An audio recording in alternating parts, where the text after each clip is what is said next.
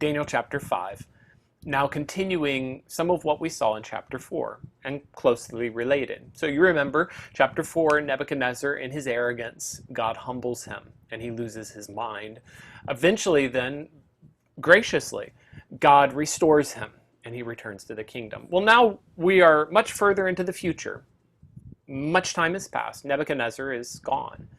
And it's now one of his descendants. It's the final ruler of the Neo-Babylonian Empire. This is the end. But chapter 5, like that, is intended to be a contrast to chapter 4. They go together as a pair, but they're in contrast. And here's why, and here's how. You're supposed to look at God's dealing with this man and recognize a lot of similarities to Nebuchadnezzar. And at the same time, notice some differences, important differences, that highlight for us God's mercy and also God's judgment. So let's start out here. Who was Belshazzar? Who is this king that we're looking at? And the answer is he's a descendant of Nebuchadnezzar. You see here, Nebuchadnezzar, your father. Well, the word father in this chapter is not per se the way we would think an father-son relationship, but it means descendant. And so there's been some generations in between, some distance in between. At the same time, what you recognize is that Belshazzar still knows enough, or can be told anyway, about his ancestor Nebuchadnezzar, and has heard some of this story already. So Belshazzar himself knows what happened to his ancestor and knows a bit about the story. Let's compare the two men, and let's consider how they are in so many ways similar, and yet how they are different. So start here. Both men are very proud, very strikingly so. Both men think that they are above God's wrath or judgment. Both respond in fear in a way, but in pride in another way. And we'll see that later on, how that's expressed in chapter 5. Both men are humbled in the end by a powerful demonstration of God's justice. There is yet, though, a very significant difference.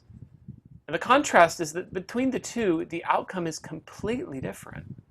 Right? Belshazzar dies, where Nebuchadnezzar is restored. Notice this, Belshazzar was never given a chance to repent. That's very interesting and very striking. Because, pause for a moment and return to chapter 4. How many opportunities did God give Nebuchadnezzar? Right? I mean, in the beginning, he receives this dream, and then Daniel explains the dream to him. And then you read that 12 months went by. An entire year later, after Daniel had begged Nebuchadnezzar to repent. And now Nebuchadnezzar stands up and he speaks proudly. God judges him. But then when Nebuchadnezzar repents, God restores him again. Okay, so you see mercy and mercy and mercy upon mercy. But compared to chapter 5, Belshazzar never gets a chance, really. I mean, it's immediate judgment. That very night, the chapter ends, he was slain. So why so much strong judgment in chapter 5 when Nebuchadnezzar, after all, received so much mercy? And what we're going to see here is that Belshazzar has the benefit of his predecessor's faith. In other words, he can remember, he can know, he has heard the story of how God worked in his in Nebuchadnezzar's life. Well, that itself then means he's held accountable. And finally, we recognize that in the end, even after all of this, there was no repentance. Let's process this for just a little bit more and see some of the details of how this works out. What are the initial questions you're going to ask when you start into the chapter? Why is this judgment so strong and so immediate? We explored that for a moment a bit ago. But you maybe are tempted to look at the opening of the chapter and say, well, God's judgment here is connected to his drinking wine out of the sacred vessels. So it's because he went to that level. And I don't entirely disagree with that. Okay, so you hear you see here, they brought the vessels out of the temple of the house of God, or the vessels that had been taken, which were at Jerusalem, and they drank wine, and they praised the gods of gold and silver and brass and iron and wood and stone out of those vessels. And so it's kind of reminding you of like God's judgment on Philistia when they took the Ark of God. God takes very seriously these sacred vessels, that sort of notion. I'm not against that exactly, but just pause for a second. Remember, how did those sacred vessels end up in Babylon in the first place? The answer is, go back to chapter 1. The Lord gave Jehoiakim into the hand of Nebuchadnezzar, along with the vessels of the house of God.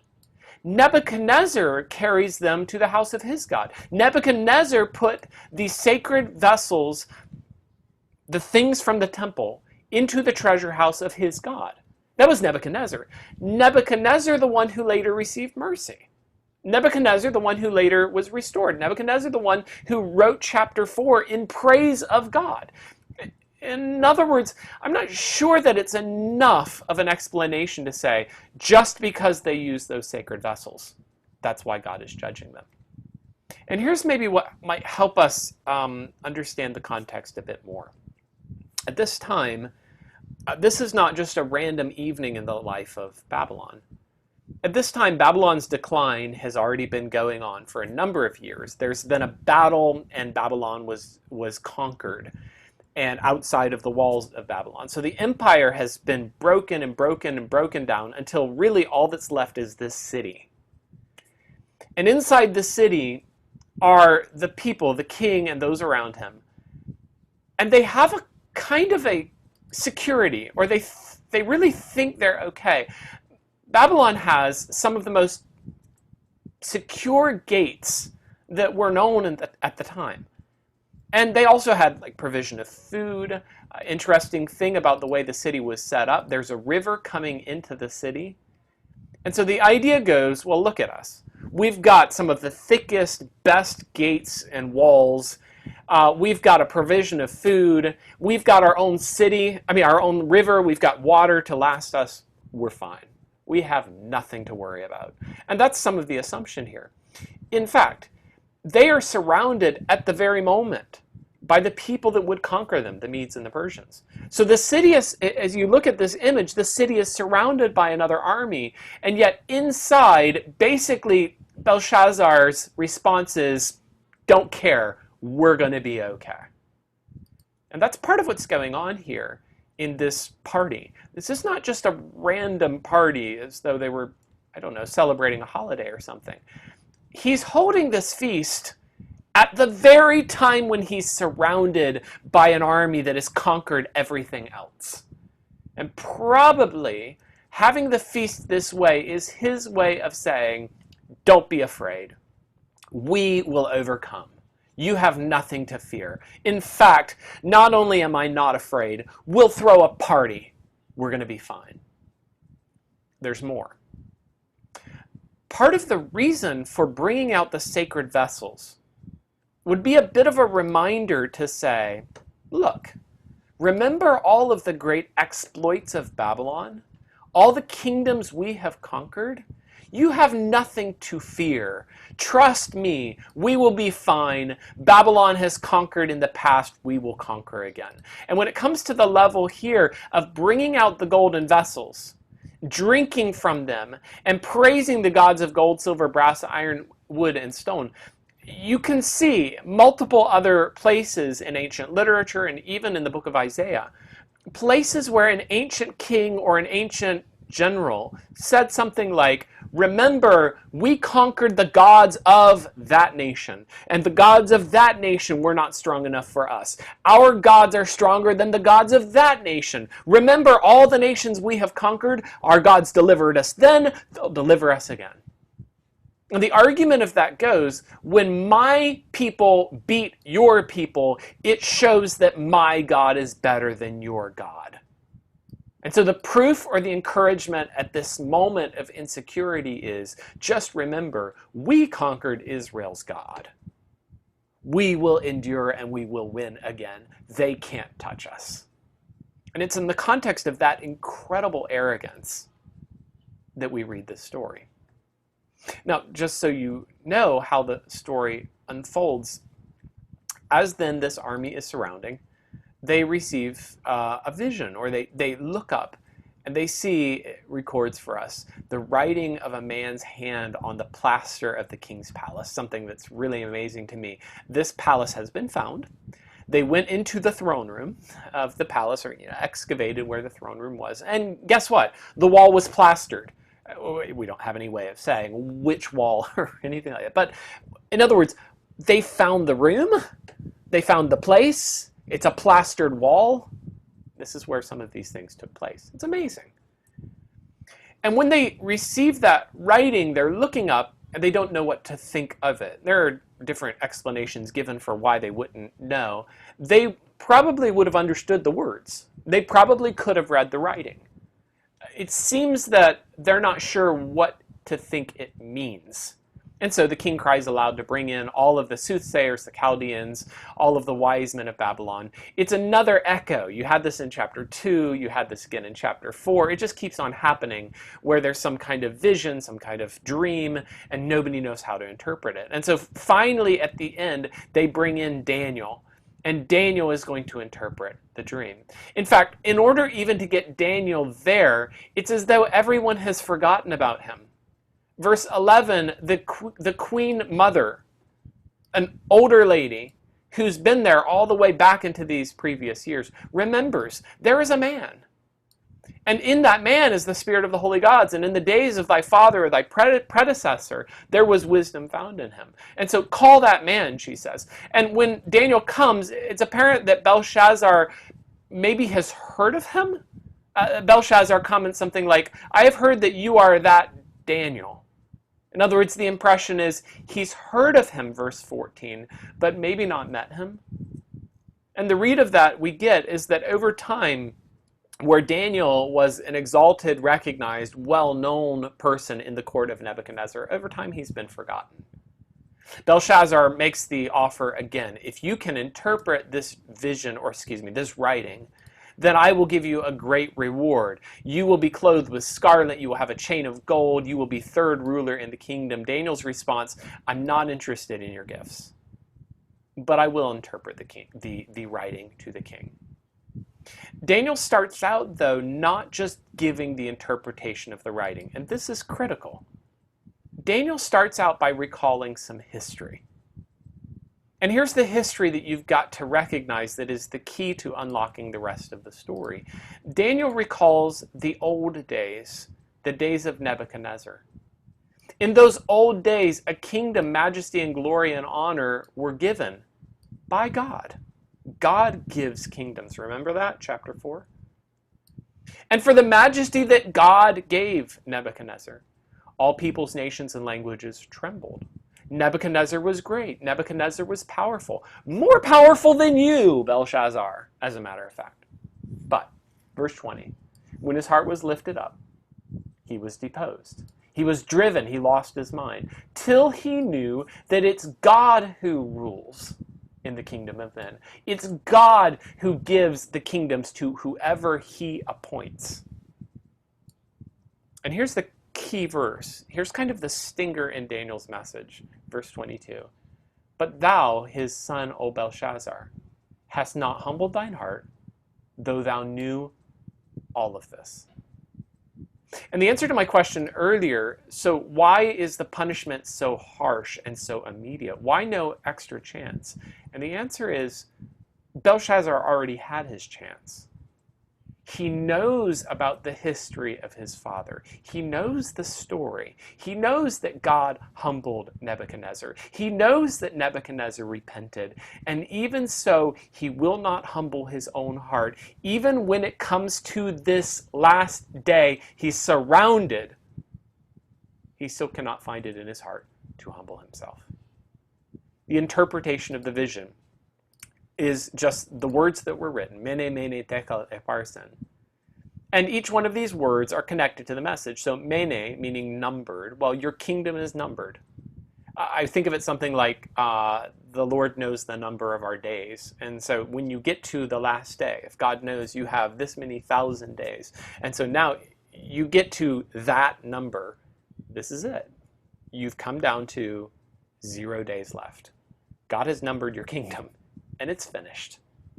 Take a weighed. You're weighed. God is testing you in the way that you would weigh a metal, a precious metal. Is this legitimate? Is this real? You're weighed, and the choice, you don't pass the test. And Perez, your kingdom is divided. It's cut in half, and it's given now to the Medes and the Persians, or it's taken from you and divided to others. Now, here's the amazing thing about that interpretation.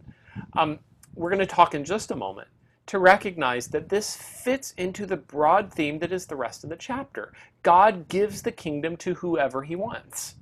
And when God is ready, he removes Belshazzar and he puts a new king in its place, just like moving chess pieces. That's it.